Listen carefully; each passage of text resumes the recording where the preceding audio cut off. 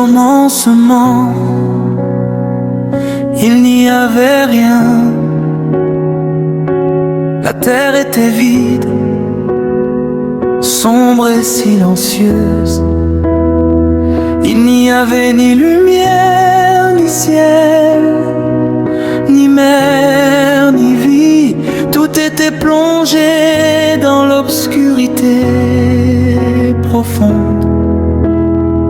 Mais au milieu de ce silence, Dieu était là. Par sa puissance et par sa parole, il allait transformer le vide en un monde plein de beauté et de vie.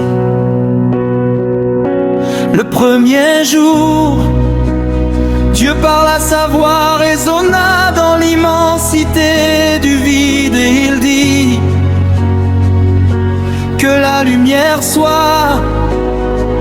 Et la lumière apparut, l'obscurité qui couvrait tout disparut peu à peu, laissant place à une clarté nouvelle. Dieu vit que la lumière était bonne, il sépara la lumière des ténèbres, il appela la lumière jour et les ténèbres nuit. Ce fut le premier jour, le début d'une œuvre merveilleuse. Le deuxième jour, Dieu créa le ciel, il étendit un espace immense au-dessus de la terre pour séparer les eaux. Ce vaste ciel bleu devint un toit magnifique au-dessus du monde. Les nuages commencèrent à flotter dans l'air et le ciel devint le signe de la grandeur de Dieu.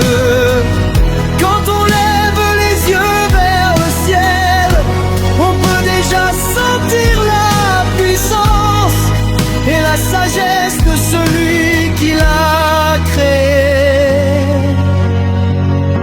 Le troisième jour, Dieu rassembla les eaux pour que la terre sèche apparaisse.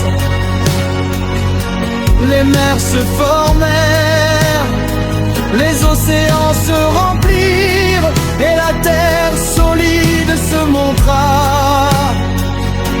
Dieu appela la terre, terre et les eaux mers.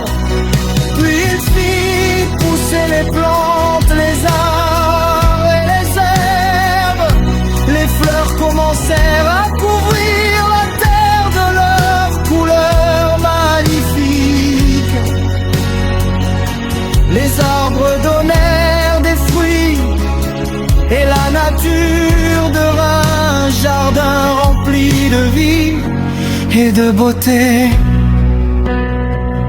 Le quatrième jour, Dieu créa les lumières dans le ciel. Il plaça le soleil pour éclairer le jour et la lune pour illuminer la nuit. Il dispersa aussi les étoiles dans le ciel comme des milliers de petites lumières brillantes. Quand la nuit tombe et que les étoiles apparaissent, elles nous rappellent la grandeur du Créateur. Chaque étoile témoigne de sa puissance et de son amour pour la création. Le cinquième jour, Dieu remplit les mers et les cieux de vie. Dans les océans apparurent les poissons, petits et grands, nageant librement dans les profondeurs. Dans le ciel volèrent les oiseaux, déployant leurs ailes dans l'air. Les chants des oiseaux commencèrent à remplir le monde de musique. La mer bougea avec la vie qu'elle portait. Et le ciel se remplit de mouvements et de beauté. Le sixième jour, Dieu créa les animaux de la terre, les animaux sauvages, les troupeaux et toutes les créatures qui rampent sur le sol. La terre demeure pleine de vie. Mais ce jour-là, Dieu fit aussi quelque chose de très spécial. Il créa l'homme et la femme à son image. Il leur donna la vie et leur confia la responsabilité de prendre soin de la terre. L'être humain devint la preuve vivante de l'amour de Dieu pour sa création. Quand Dieu regarda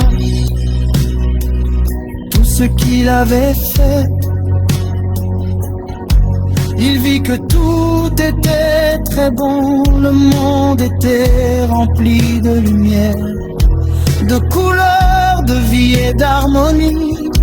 Chaque chose avait sa place et tout témoignait de la sagesse du Créateur. Le septième jour, Dieu termina son œuvre. Il regarda la beauté de la création et se reposa. Ce repos n'était pas un signe de fatigue, mais un moment de paix et de contemplation. Dieu bénit ce jour et le rendit saint, pour rappeler aux hommes l'importance de s'arrêter, de remercier et de reconnaître la grandeur du Créateur. Depuis ce jour, le monde continue de raconter l'histoire de la création. Le lever du soleil rappelle le premier jour où la lumière est apparue. Le ciel immense parle de la puissance de Dieu. Les fleurs, les arbres, les oiseaux et les animaux témoignent de sa créativité.